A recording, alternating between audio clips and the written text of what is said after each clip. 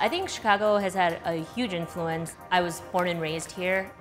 There's a lot of like Midwest influences, especially Italian influences, but they're very minor. We use Korean techniques and flavor profiles and applying them to produce or products that may not originally be found in Korea. This is not a fusion restaurant, it is a Korean restaurant because I am wholly a Korean person.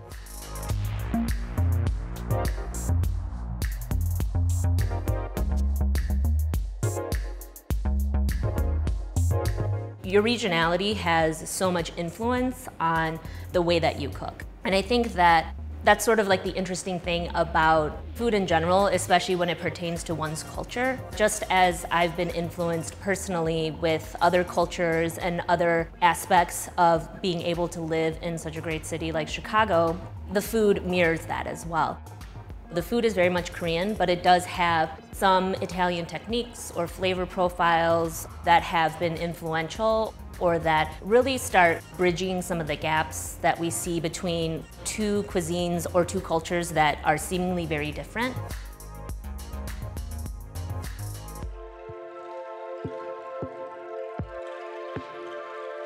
Honam is a region in the southwest tip of South Korea where my grandmother migrated to from North Korea before the war hit. This little tiny village that my grandmother lived in, it was an onion farming village, and there's just like a handful of restaurants, but the one that we would go to pretty regularly, they would have like the typical like full Korean spread, but like the one thing that stuck with me was Korean tartare. I just remember like it was such an intense experience. The meat has like a sweet onion flavor to it because like the cows were eating so much of the onions as part of their diet. So I just remember that like being so like enamored eating this dish. I wanted to take those components and then be able to sort of not recreate those memories just because I feel like it's really hard to recreate something from more than 25 years ago. But just to kind of give homage to the things that were like very impactful growing up.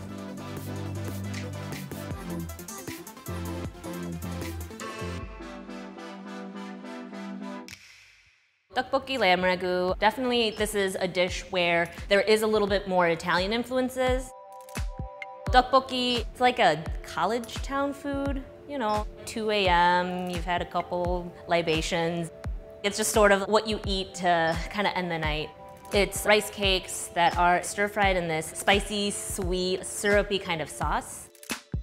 I always think of memories of being at UIC because this is like really where having like those Italian like techniques and influences kind of impacted with what I grew up with eating as a Korean.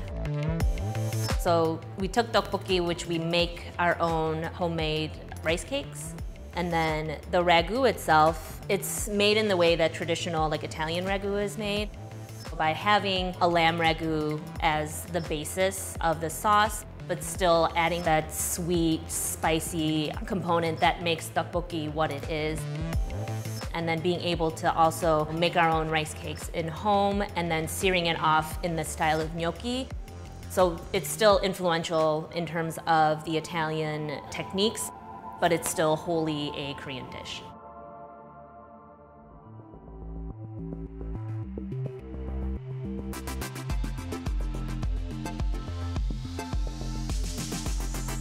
Soondubu is traditionally a soft tofu stew. For me, the reason why this is such an important dish, it's something that like me and my mom share as our own little tradition of like mom and daughter. My mom lives an hour's drive outside of Chicago, and when I do go visit her, there's this one Soondubu restaurant where like that's really all they sell.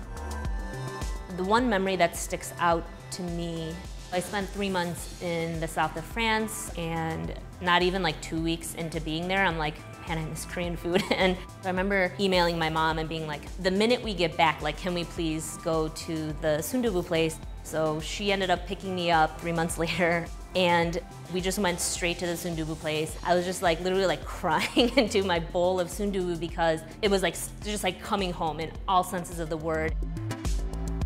Struggling as a Korean American and saying like, I'm Korean, but I'm also American, and like where do I kind of fall on that scale? And this restaurant and that dish is just such a great embodiment of that as well.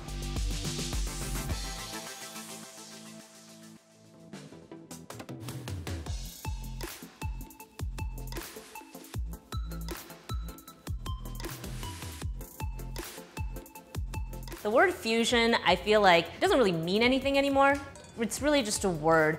For me, it's like a trigger word, and it has like some negative connotations because I don't know how else to explain it. Like, there are definitely people who are really just like taking two cuisines and just kind of squishing them together or fusing them together without like a thought of like, okay, like, what does this culture mean?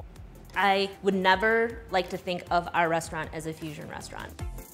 But, you know, like, it's sort of interesting for me to hear that because it's like, well, I never claimed to be a Korean-Italian restaurant. I never claimed to be an Italian restaurant. I have only ever claimed to be a Korean restaurant, and that's all I can give.